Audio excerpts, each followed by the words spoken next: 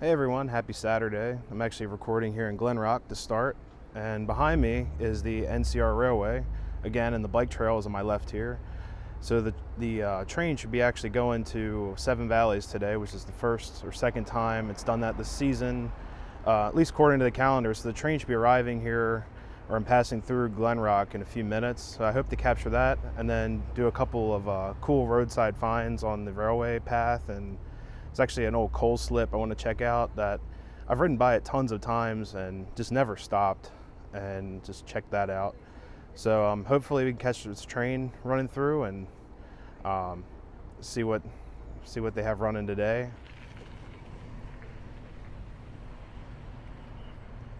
It's gonna slowly go across these crossings here. People don't stop, and they're not used to trains coming through here as often.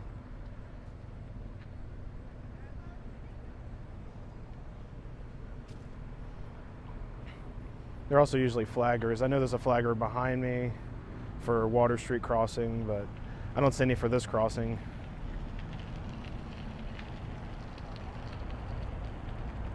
Oh man, if only people looked. There it is. We all love that sound.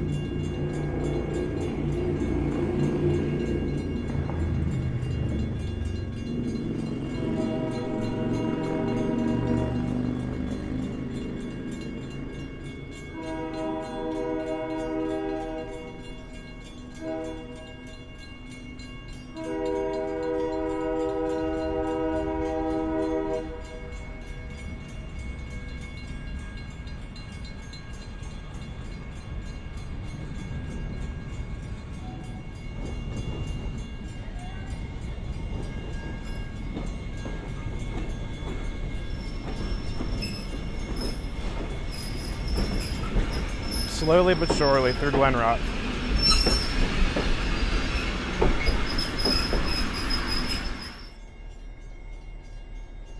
And we're rolling.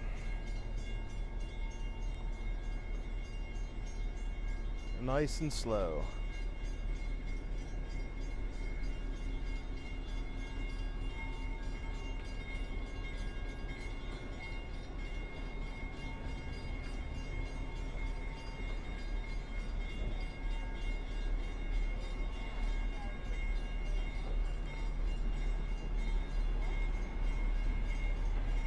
Train's actually going to cross Water Street here.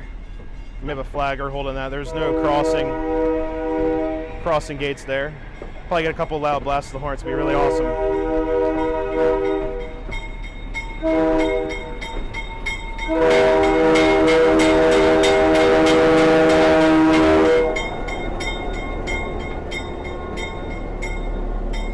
Number 6076.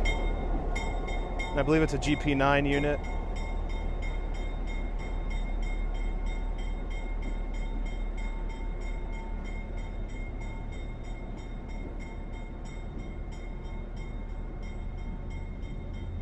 And the flagger's gonna keep on following the train all the way up to Hanover Junction, which is about, I would say it's about 5 to 7 miles up the trail. Everyone, just a really quick look at Glen Rock. If you can see where possible tracks could have gone way back when, I mean, if you look at this building in front of me, you can actually see the loading doors are perfect height for a box car or a flat car. And you can just see it keeps on going down, even next to the library where it says 34 Main Street there. All of this was probably covered with tracks way back when. And if you go to the right of me, you just see there's warehouses down there. Now I know there's an old mill. I believe they used to do concerts in before COVID-19 issues happened and everything shut down here. Even when I'm walking, I bet at one point it was a track. And even to the left where the bike trails definitely was a double line one time. But you can just see. And for all you future rail fan guys and rail guys, you know when you see doors like this, you know there used to be a train here, train line here, and it's so cool just to think what could have been here, what was going on in this town back when this railroad was extremely active with freight. And even all the way up to the mill, you can see where it turns right at the crossing there at Water Street. There's perfect loading opportunities on the old mill there. I think it's the Glen Rock Mill Inn. But now I'm going to go up to where I found an old coal loading and unloading distribution that's actually part of the trail. See if I can get behind it and take some video of it. It's almost like a ruin of an old coal facility. So I'm gonna get some footage of that. So here's the end of it. Actually goes further down, probably about another 50 feet. And here's this culvert here. And it goes down. This was probably built when they had to get ash and all kinds of nasty things off steam engines, and it goes all the way down. We can walk it, so have to be careful because the train should be returning and going southbound towards New Freedom.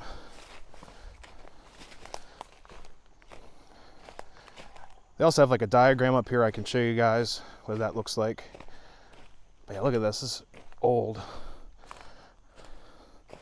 stonework. I really wish I could get up to the top there. I'm sure there's so much to see. It could just be an open pit for where they demolished it, but a lot of times with stone structures, they usually just leave the stone because it costs too much to remove it or it's too much work. But also smells like either old coal or like ash.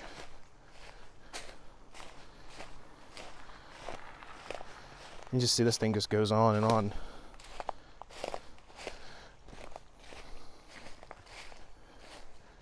Even goes, looks like there's a wall up there or a structure.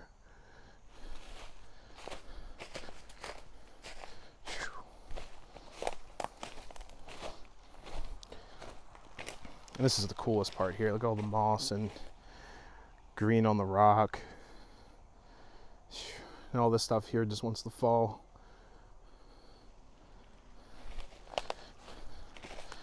But according to the diagram, I'm actually walking on what have been either another set of tracks, or I'm actually walking between of where two older set of tracks used to be. And when they converted this over to diesel service, they may have rerouted the tracks away from this structure.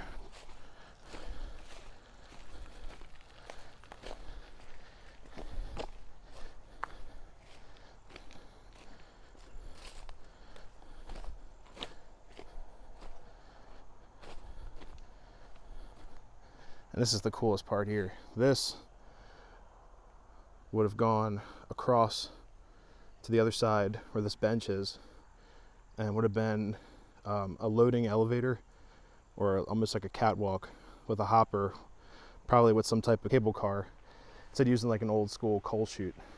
It's kind of ingenious because you could load multiple tracks at the same time without having to switch tracks over. And also, according to the diagram, there was a water standpipe in here, but I believe that was probably taken out.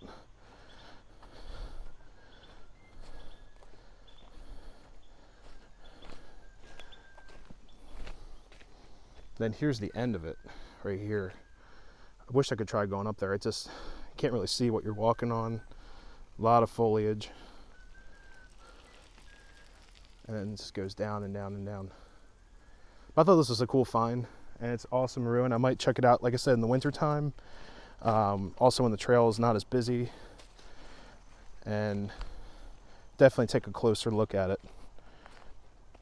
And I'm actually between, if you want to check it out for yourself, I'm between mile 9 and 10 of the PA side of the Heritage Trail. All that over there, you can actually smell, smells like sulfur or sewage. It could actually be old ash or coal. And here's the extent of the structure again.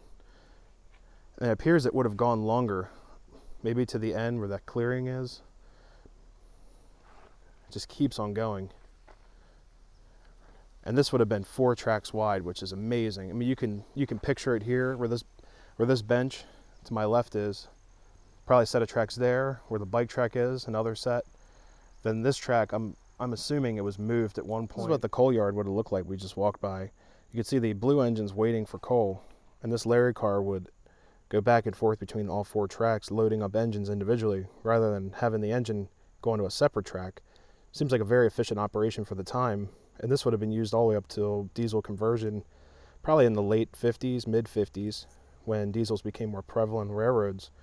You can also see they took away the ash on a separate track, probably not to get confused between coal and ash.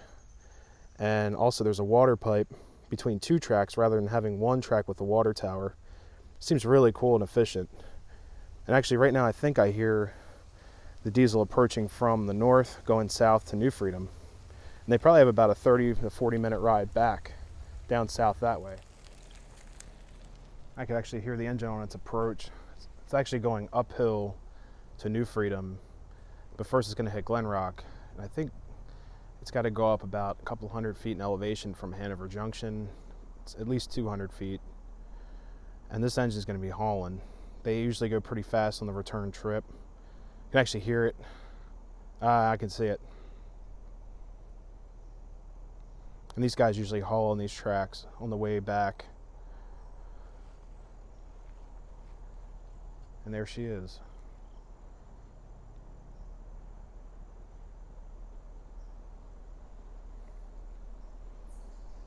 Glad I'm wearing these sunglasses. Those lights are really bright.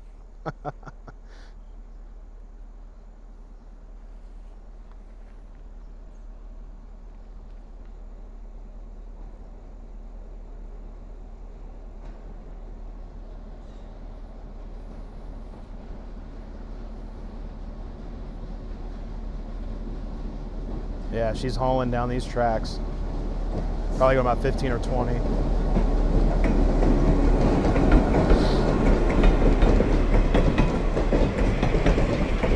It's actually shaking the camera.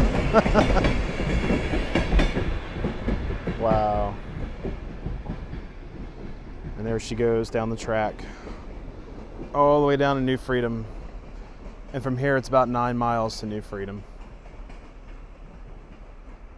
I want to thank you guys for joining me on this short Railfan video, and just always discovering stuff around this new area of town to me. And I hope to share more videos in the future and give you finds like this awesome coal, and also videos I shot last weekend that were the Howard Tunnel and certain things on the tracks that I find are very interesting, and rail equipment.